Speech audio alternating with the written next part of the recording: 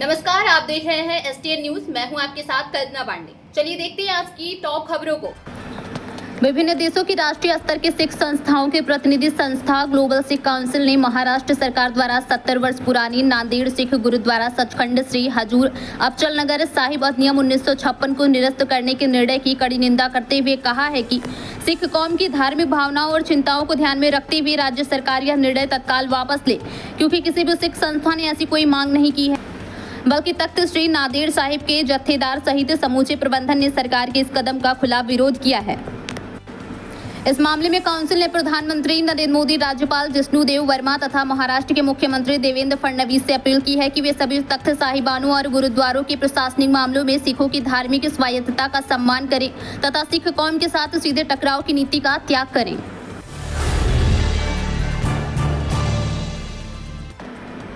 संविधान हत्या दिवस पर भाजपा चंडीगढ़ के कार्यक्रम में लोकतंत्र सेनानियों का सम्मान, आपातकाल को लोकतंत्र का सबसे काला अध्याय बताया। भारतीय जनता पार्टी चंडीगढ़ प्रवेश द्वार पर संविधान हत्या दिवस के अवसर पर टैगोर थिएटर सेक्टर 18 चंडीगढ़ में एक भव्य एवं गरिमामय कार्यक्रम का आयोजन किया गया। कार्यक्रम में केंद्रीय शिक्षा मंत्री धर्मेंद्र प्रधान ने मुख्य वक्ता के रूप में भाग लिया। कार्यक्रम की अध्यक्षता भाजपा चंडीगढ़ प्रदेश अध्यक्ष जतेंद्र पाल मल्होत्रा ने की। इस अवसर पर राष्ट्रीय उपाध्यक्ष सौदान सिंह, राज्यसभा सांसद रेखा वर्मा विशेष रूप से उपस्थित रहीं। मंच पर चंडीगढ़ के मेयर सौरभ जोशी, प्रदेश महामंत्री रामवीर भट्टी, मोर्चों एवं प्रकोष्ठों के संयोजक शक्तिदेव साली, प्रदेश उपाध्यक्ष इंदिरा सिंह, भारत कुमार तथा प्रदेश मीडिया प्रभारी रवि राउत उपस्थित रहे। भाजपा के वरिष्ठ नेता एवं पूर्व सांसद सत्यपाल जैन ने भी उपस्थित जनसमूह को संबोधित किया।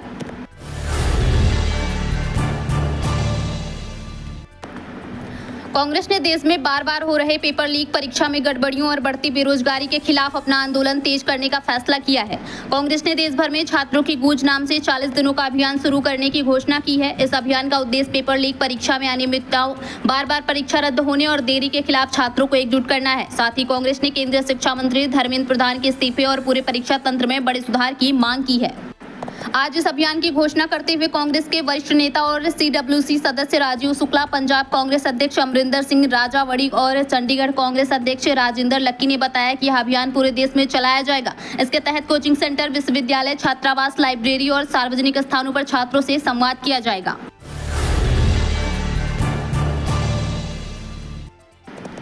बलबीर सिंह सिद्धू द्वारा पंचायती राज के सभी प्रतिनिधियों के लिए समान मानदेय की मांग, सभी प्रतिनिधि ग्रामीण विकास की रीढ़ हैं, किसी को नजरअंदाज नहीं किया जा सकता। सिद्धू।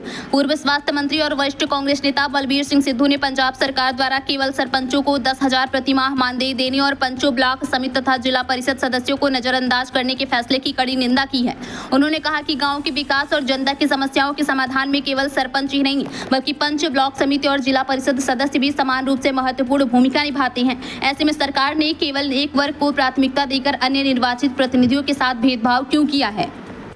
सिद्धू ने कहा कि यदि सरकार वास्तव में पंचायती राज संस्थाओं को मजबूत करना चाहती है तो सभी निर्वाचित प्रतिनिधियों के लिए समानता और न्याय के आधार पर नीति बनाई जानी चाहिए। प्रवासी पंजाबियों की समस्याओं का पारदर्शी, निष्पक्ष और समयबद्ध निपटारा सुनिश्चित किया जाएगा। डॉक्टर रवजोत सिंह। मोहाली में आयोजित NRI मिलनी 2026 के दौरान 4 जिलों से संबंधित प्रवासी पंजाबियों की समस्याएं सुनी गई। जनवरी 2022 से मई 2026 तक 26,828 शिकायतें प्राप्त, 25,870 का निपटारा, 1,187 FIR दर्ज और 1,451 आरोपी गिरफ्तार। संपत्ति विवादों, अवैध कब्जों और वैवाहिक मामलों के समाधान के लिए पंजाब सरकार पूरी तरह प्रतिबद्ध। कॉन्ट्रैक्ट मैरिज और फर्जी दस्तावेजों से जुड़े मामलों के अस्थायी समाधान के लिए केंद्र सरकार के समक्ष पंजाब का पक्ष मजबूती से रखा जाएगा। डॉक्टर रवजोत सिंह।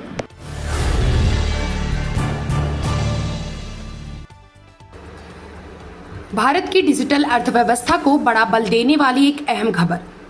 दुनिया की दिग्गज ई-कॉमर्स और टेक कंपनी अमेजन ने भारत में वर्ष 2026 से 2030 के बीच 48 अरब डॉलर के अतिरिक्त निवेश का ऐलान किया है।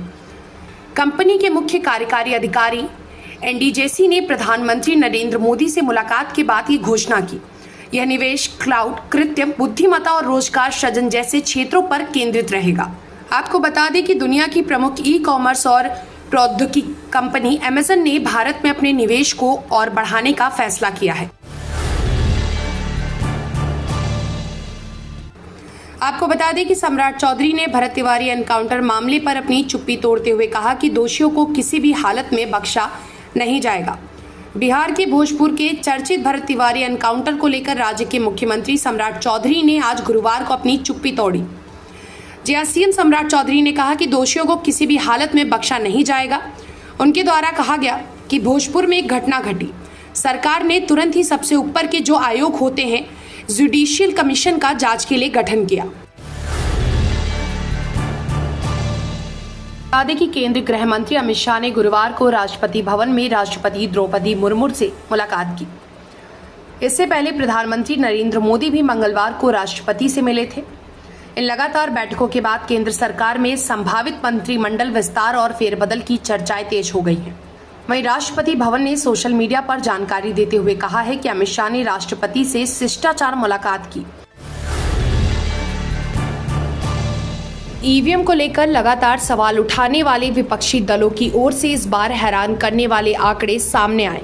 जी हां, हाल ही में हुए पश्चिम बंगाल, असम, केरल, तमिलनाडु और पुडुचेरी विधानसभा चुनावों में ईवीएम की मेमोरी जांच के लिए सिर्फ 4 आवेदन मिले हैं और ये सभी आवेदन केवल तमिलनाडु से आए हैं। नागरिकता का अंतिम प्रमाण नहीं है पासपोर्ट। विदेश मंत्रालय के रुख पर सुप्रिया श्रीनेत का केंद्र पर निशाना, पूछे कई सवाल। जी हां, आप सभी को बता दें, पासपोर्ट को नागरिकता का अंतिम प्रमाण नहीं बताए जाने के बाद नई बहस शुरू हो गई है। इसी पर कांग्रेस की सुप्रिया श्रीनेत ने सरकार से कई सवाल पूछे हैं। क्या है वो सवाल, आइए जानते हैं। पासपोर्ट क्या सिर्फ विदेश यात्रा का दस्तावेज है या फिर ये भारतीय नागरिक होने का भी सबूत है? केंद्र सरकार के एक हालिया बयान के बाद यही सवाल चर्चा का विषय बन गया है। फिलहाल इस खबर में इतना ही। ऐसे ही तमाम बड़ी खबरों से जुड़े रहने के लिए देखते रहिए STN न्यूज। धन्यवाद।